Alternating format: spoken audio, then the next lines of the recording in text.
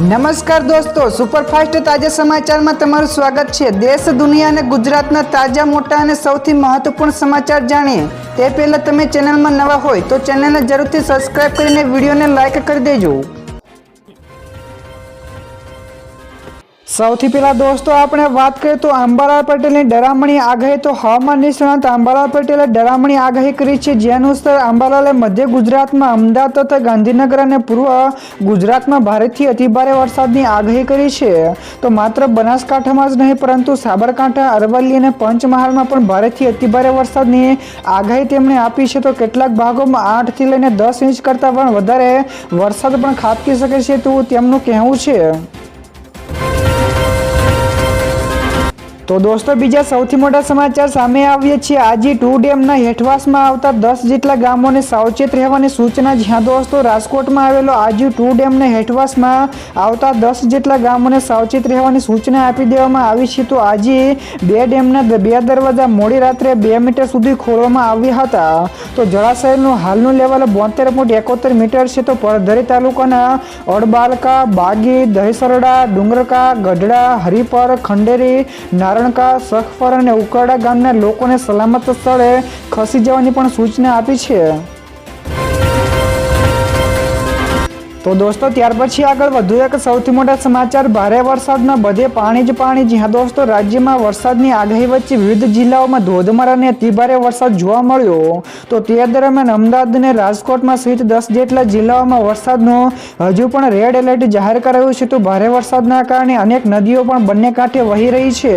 તો જૂનાગઢ તાલુકામાં સદન પાસે પેટલાદ અને સોમનાથ રૂટની બસ રસ્તામાં પડેલા ખાડામાં પણ ફસાઈ ગઈ છે। તો ધાનેરાની રેલ નદીમાં ઘોડાપુર ની સ્થિતિ પણ સર્જાય છે। તો આ સિવાય સાયલામાં અડધા કલાકમાં 1.5 ઇંચ વરસાદમાં ઘણી જગ્યાએ પાણી પણ ભરાઈ ગયું હતું।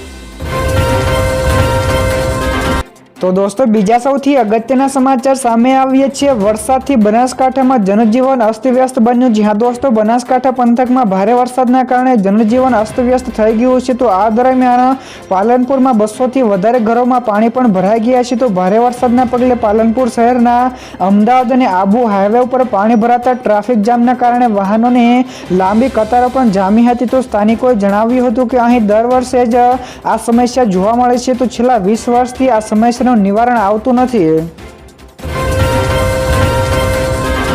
ત્યાર પછી દોસ્તો આગળ વધુ એક સૌથી અગત્યના સમાચાર મળ્યા છે। 21 જુલાઈથી 21 ઓગસ્ટ સુધી ચાલશે સંસદનું મોન્સૂન સત્ર। જ્યાં દોસ્તો કેન્દ્ર સરકારે સંસદના ચોમાસુ સત્ર અંગે 19 જુલાઈ સર્વપક્ષીય બેઠક બોલાવી છે। તો સંસદનું ચોમાસુ સત્ર 21 જુલાઈથી શરૂ થઈ રહ્યું છે અને તે 21 ઓગસ્ટ સુધી ચાલુ રહેશે।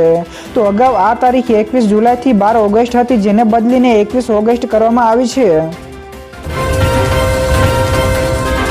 ત્યારબાદ દોસ્તો ફટાફટ આગળના બીજા સમાચારની વાત કરવામાં આવે તો રાજકોટમાં 1 કલાકમાં 4.5 ઇંચ કરતાં વધારે વરસાદ। જ્યાં દોસ્તો ગઈકાલે રાજકોટમાં ભારે વરસાદના કારણે ઠેર ઠેર પાણી ભરાઈ ગયા હતા। તો જેમાં રૈયા ચોકડી, એસ્ટ્રોન ચોક, 150 રિંગ રોડ, મોવડી ચોકડી, મહિલા કોલેજ, અંડરબ્રિજ સહિતના ઘણા બધા વિસ્તારોમાં મોટા પ્રમાણમાં પાણી ભરાઈ ગયા હતા। તો રાજકોટમાં છેલ્લા 1 કલાકમાં 4.5 ઇંચ કરતાં વધારે વરસાદ નોંધાયો હતો। જે ઝોન અનુસાર વાત કરવામાં આવે તો સેન્ટ્રલ ઝોનમાં 42 મીમી, વેસ્ટ ઝોનમાં 43 મીમી અને ઈસ્ટ ઝોનમાં 30 મીમી વરસાદ નોંધાયો હતો। તો દોસ્તો બીજા સૌથી મહત્વપૂર્ણ સમાચાર સામે આવીએ છીએ। ટ્રમ્પની ટેરિફ નીતિ અમેરિકાને 70 લાખ કરોડનું નુકસાન કરાવ્યું। જ્યાં દોસ્તો અમેરિકાના રાષ્ટ્રપતિ ડોનાલ્ડ ટ્રમ્પે સત્તા સંભાળ્યા બાદ ટેરિફ લગાડવાની જાહેરાત કરી હતી। તો રેસિપ્રોકલ ટેરિફમાં વધારાના કારણે સમગ્ર વિશ્વના નાણાકીય બજારોને પણ હચમચી નાખ્યા હતા। તો આ ટેરિફના કારણે અમેરિકાના ઉદ્યોગોને લગભગ 70.5 લાખ કરોડ રૂપિયાનું નુકસાન થયું છે। તો ટ્રમ્પની ટેરિફ નીતિથી સૌથી વધારે ભારત અને ચીન જેવા દેશો સાથે વેપાર કરતી કંપનીઓને મોટા પ્રમાણમાં નુકસાન થયું છે। તો દોસ્તો ત્યાર પછી આગળ વધુ એક સૌથી મહત્વપૂર્ણ સમાચાર। ડાંગ જિલ્લામાં પણ ગઈકાલે ધોધમાર વરસાદ ખાબક્યો। જ્યાં દોસ્તો ડાંગ જિલ્લામાં ધોધમાર વરસાદ નોંધાયો છે। જેમાં સુબીર તાલુકામાં ગઈકાલે 110 મીમી કરતાં વધારે વરસાદ નોંધાયો છે। તો ભારે વરસાદના કારણે પ્રાથમિક શાળામાં પણ પાણી ભરાઈ ગયા હતા। તો આ સિવાય ઘણા ઘરોમાં પણ પાણી ઘૂસી ગયા હતા। તો ભારે વરસાદના કારણે ડાંગનું કુદરતી સૌંદર્ય 16 કળાએ ખીલી ઉઠ્યું છે। તો આ સાથે જ ડાંગના ધોધ પણ જીવંત થઈ ગયા છે। ત્યાર પછી દોસ્તો આ સિવાયના બીજા સમાચારની ઝડપથી વાત કરવામાં આવે તો ઉત્તર ગુજરાત બાદ હવે કચ્છ અને સૌરાષ્ટ્રનો વારો, જ્યાં દોસ્તો ઉત્તર ગુજરાતમાં ગઈકાલે વહેલી સવારે ભારે વરસાદ નોંધાયો હતો. તો આ કારણે બનાસકાંઠા અને મહેસાણામાં પૂરની સ્થિતિ પણ સર્જાઈ હતી. તો આ વચ્ચે હવામાન વિભાગે કચ્છ અને સૌરાષ્ટ્રમાં પણ ભારે વરસાદની આગાહી કરી છે. તો સૌરાષ્ટ્ર અને કચ્છમાં આગામી 7 દિવસ દરમિયાન ભારે વરસાદ નોંધાય તેવી આગાહી કરવામાં આવી છે. તો આ સાથે જ માછીમારોને પણ આ દરમિયાન દરિયો ન ખેડવાની સલાહ આપવામાં આવી છે. તો દોસ્તો બીજા સૌથી મોટા સમાચાર સામે આવ્યા છે. સોનિયા ગાંધી અને રાહુલ ગાંધી ઉપર ₹2000 કરોડ પચાવવાનો ઈડીનો દાવો છે. જ્યાં દોસ્તો નેશનલ હેરાલ્ડ મની લોન્ડરિંગ કેસમાં દિલ્હીની વિશેષ કોર્ટમાં દૈનિક સુનાવણી શરૂ થઈ ગઈ છે. તો ઈડીએ દાવો કર્યો છે કે સોનિયા ગાંધી અને રાહુલ ગાંધીએ ₹2000 કરોડની એસોસિએટેડ જનરલ્સ લિમિટેડની સંપત્તિનું હડપવાનું કાવતરું ઘડ્યું હતું.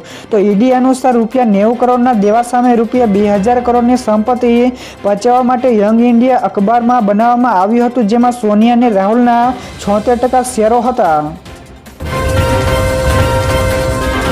તો દોસ્તો ત્યાર પછી આગળ વધુ એક સૌથી મોટા સમાચાર. રુદ્રપ્રયાગમાં અલકનંદાનું જળસ્તર વધ્યું તો મંદિરો અને મકાનો પણ જળમગ્ન થયા. જ્યાં દોસ્તો ઉત્તરાખંડના રુદ્રપ્રયાગમાં સતત વરસાદના કારણે અલકનંદા નદીનું જળસ્તર અચાનક જ વધી ગયું છે. તો પરિણામે નદી કિનારે આવેલા નાના મંદિરો અને મકાનો પાણીમાં ગરકાવને ડૂબી ગયા છે. તો સ્થાનિકોમાં ચિંતાનો માહોલ છે અને નદી કિનારાના વિસ્તારોમાં પણ સાવચેતી રાખવામાં આવી રહી છે. તો સુરક્ષા અને બચાવ ટીમોને પણ સ્ટેન્ડ બાય રાખવામાં આવી છે. તો ઉપર સતત ભારે વરસાદના કારણે ઉત્તરાખંડ અને હિમાચલની હાલત ખરાબ થઈ છે. તો દોસ્તો બીજા સૌથી અગત્યના સમાચાર સામે આવ્યા છે. ધોરણ 10 અને 12 માટેની પૂરક પરીક્ષાની તારીખની જાહેરાત થઈ. જ્યાં દોસ્તો central board of secondary education દ્વારા ધોરણ 10 અને 12માં કમ્પાર્ટમેન્ટ ઉમેદવારો માટે પ્રેક્ટિકલ પરીક્ષા યોજવા માટેની વિગતવાર માર્ગદર્શિકાની જાહેરાત કરી છે. તો આ પ્રેક્ટિકલ પરીક્ષાઓ 2025ની પૂરક પરીક્ષાઓ સાથે લેવામાં આવશે અને 10 જુલાઈથી 15 જુલાઈની વચ્ચે સુનિશ્ચિત પણ કરવામાં આવશે.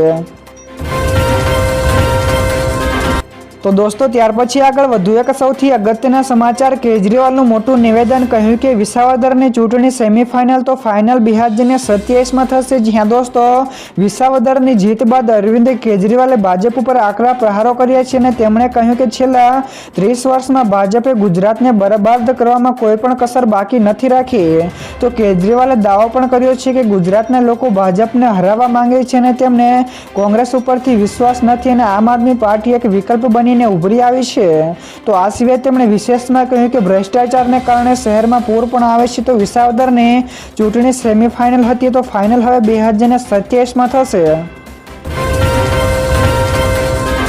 ત્યારબાદ દોસ્તો ફટાફટ આગળના બીજા સમાચારની વાત કરવામાં તો સોનાના ભાવમાં થયો વધારો. જ્યાં દોસ્તો ગઈકાલે સોનાના ભાવમાં વધારો નોંધાયો છે. તો 10 ગ્રામમાં 24 કેરેટ સોનાનો ભાવ ₹97,430 છે, જે ગઈકાલે ₹95,886 હતો, એટલે કે ₹1,544 વધારો થયો છે.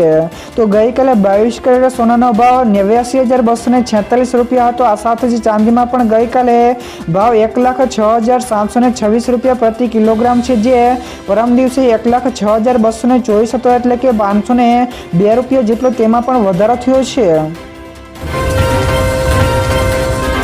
તો દોસ્તો બીજા સૌથી મહત્વપૂર્ણ સમાચાર સામે આવ્યા છે. અમદાવાદમાં BRTS બસના મુસાફરો માટે મહત્વપૂર્ણ સમાચાર. જ્યાં દોસ્તો અમદાવાદમાં BRTS બસના મુસાફરો માટે સારા સમાચાર મળી આવ્યા છે. જેમાં માહિતી મળી છે કે સિનિયર સિટીઝનની મફત મુસાફરીની વય મર્યાદામાં ઘટાડો કરવામાં આવ્યો છે. તો હવે 75 વર્ષની વય મર્યાદા ઘટાડીને 65 વર્ષ કરી દેવામાં આવી છે. તો આ ઉપરાંત દિવ્યાંગો માટે પણ હવે મફત મુસાફરી કરી શકાશે. જો કે દર વર્ષે પાસને રિન્યુ પણ કરાવવાનો રહેશે. તો દોસ્તો ત્યાર પછી આગળ વધુ એક સૌથી મહત્વપૂર્ણ સમાચાર. 23 લાખમાં મળશે UAEના ગોલ્ડન વિઝા. જ્યાં દોસ્તો UAE સરકાર દ્વારા પોતાના દેશમાં ગોલ્ડન વિઝા પ્રોગ્રામમાં મોટા ફેરફારો કરવામાં આવ્યા છે. તો આ અંતર્ગત UAE સરકાર દ્વારા ભારતીયો માટે એક નવી ગોલ્ડન વિઝા યોજનાની શરૂ કરી દેવામાં આવી છે. તો નવી યોજના હેઠળ ગોલ્ડન વિઝા હવે ફક્ત ₹23.30 લાખ ઉપલબ્ધ થશે. તો આ વિઝા ધારકોની પાત્રતા આજીવનની રહેશે. તો દોસ્તો ત્યાર પછી આગળ વધુ એક સૌથી મહત્વપૂર્ણ સમાચાર ખેડૂતો આંદોલનના મૂડમાં, જ્યાં દોસ્તો સુરેન્દ્રનગરના પાટડી ખાતે ખેડૂતોની વિવિધ પ્રશ્નો બાબતે મેરેથોન મીટિંગ યોજાઈ હતી. તો હજારો ખેડૂતો સ્વયંભૂ પાક નિષ્ફળ સહાય લેવા ગાંધી ચિંધ્યા માર્ગે આંદોલન કરશે તેવી જાહેરાત પણ કરવામાં આવી છે. તો આગામી 10 દિવસ તાલુકાના દરેક ગામમાં હનુમાન ચાલીસાના પાઠ સાથે રાત્રિ બેઠક કરીને જાગૃતતા અભિયાન પણ ચલાવવામાં આવશે. તો આ બેઠકમાં વિવિધ મુદ્દાઓ પર વિગતવાર ચર્ચાઓ પણ કરવામાં આવી હતી. ત્યાર પછી દોસ્તો બીજા સમાચારની ઝડપથી વાત કરવામાં આવે તો બૂથ લેવલ ઓફિસરની કામગીરીમાંથી મુક્તિ આપવા શિક્ષકોની માંગ. જ્યાં દોસ્તો બૂથ લેવલ ઓફિસરની કામગીરીમાંથી મુક્તિ આપવા માટે શિક્ષકોએ માંગણી કરી છે. તો આ મામલે અખિલ ભારતીય રાષ્ટ્રીય શૈક્ષિક મહાસંઘે મુખ્યમંત્રીને પત્ર લખ્યો છે અને મતદાર યાદી સુધારણા કાર્યક્રમમાં 95% શિક્ષકોની નિમણૂક કરાઈ છે. તો અન્ય વિભાગના 5% જ કર્મચારીઓને કામગીરી સોંપાતી હોવાનો દાવો છે. તો BLOની પણ કામગીરીના કારણે શિક્ષકોની ગુણવત્તા ઉપર પણ અસર થતી હોવાનો દાવો કરવામાં આવ્યો છે.